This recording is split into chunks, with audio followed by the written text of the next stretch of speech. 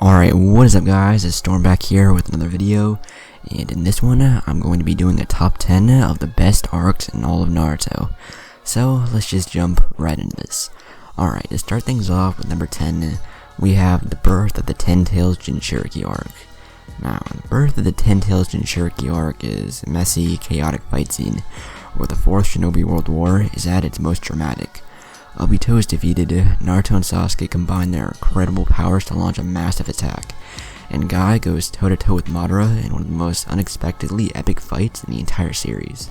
It seems like all hope for the protagonist escaping the war alive is lost, when Madara activates the Infinite Tsukiyomi, creating some of the most intense action Naruto has ever seen. Now, moving on to number 9, we have the 5 Kage Summit. The best part of the 5 Kage Summit arc is the moment when Sasuke defeats Danzo. His battle with Itachi is emotionally resonant, but it's not the revenge he's seeking, as Itachi is as much of a victim of their family's demise as Sasuke is. Danzo is the one who's actually responsible for forcing Itachi to slaughter the Uchiha clan.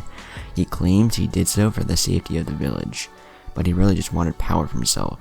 Watching Sasuke destroy the man who embedded the Uchiha clan's eyeballs in his arm is supremely satisfying. The arc also offers other cool moments, such as getting to see the Kages from different nations in action, the initial declaration of the 4th Shinobi World War, and some truly epic battles with interesting matchups like Killer Bee versus Kisame. Now, moving on to number 8, we have the Sasuke Retrieval arc.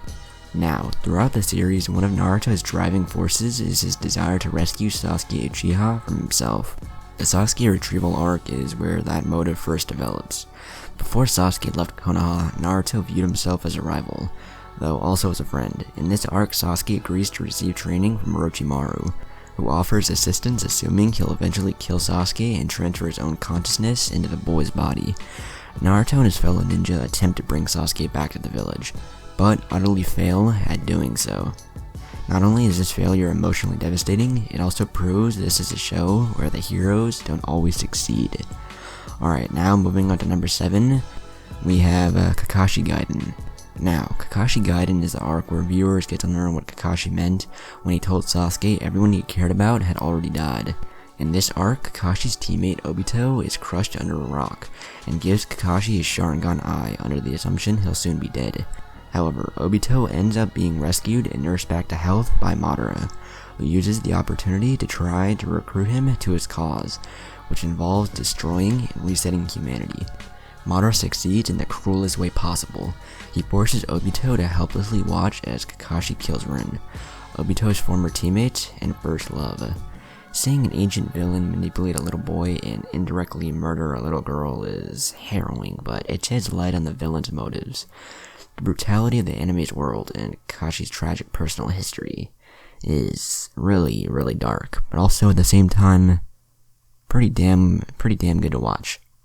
Alright, now in the number 6 spot we have the Land of Waves arc, so the first arc of Naruto.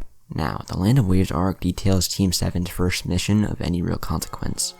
They're hired to escort a worker to his bridge building job, but as it turns out, there's a lot more to the job than Team 7 expected. These inexperienced ninja end up caught in a conflict between a mob boss trying to take over a village, and those who oppose him. Team 7 ends up fighting Zabuza and Haku, not because they're truly evil, but because they happen to be on the opposite side of a conflict.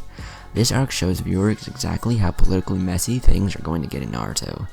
It's not always easy to determine who in the show is right and who's wrong.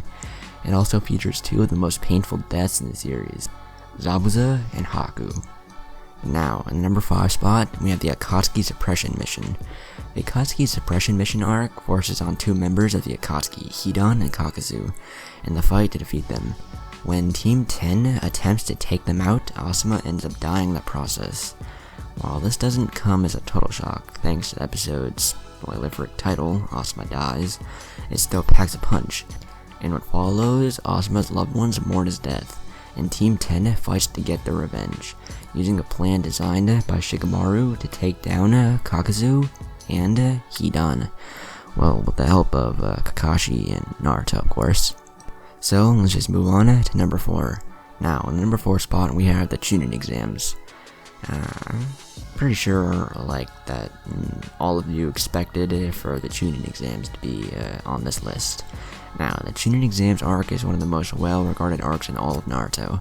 During this arc, each of Naruto's former classmates gets to show off the skills they acquired as a genin, facing off against one another in battles that range from funny to brutal.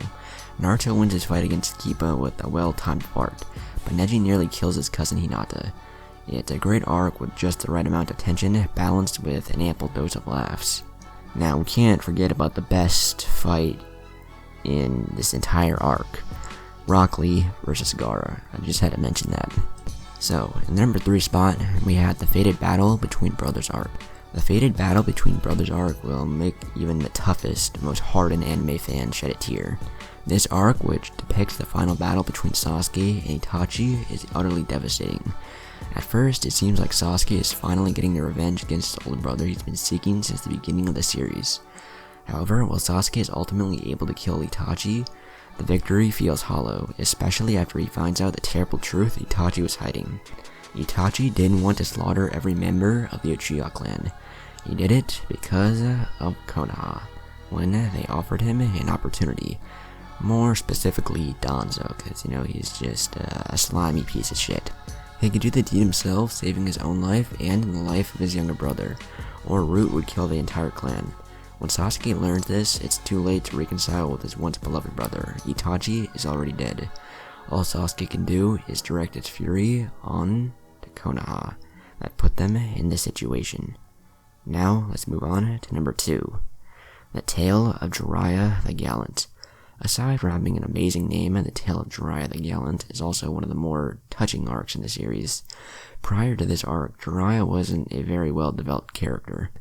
His primary attribute was being a pervert, a controversial trait that appeals to some viewers but not others. This arc turns him into a finely developed, memorable character by further developing his mentor relationship with Naruto, and taking a deep dive into his past.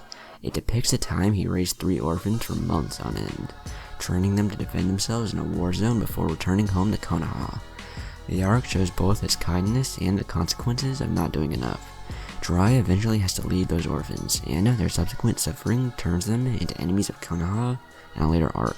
Furthermore, this arc includes Jiraiya's death. Not a happy moment, but one of the most emotionally wrenching ones.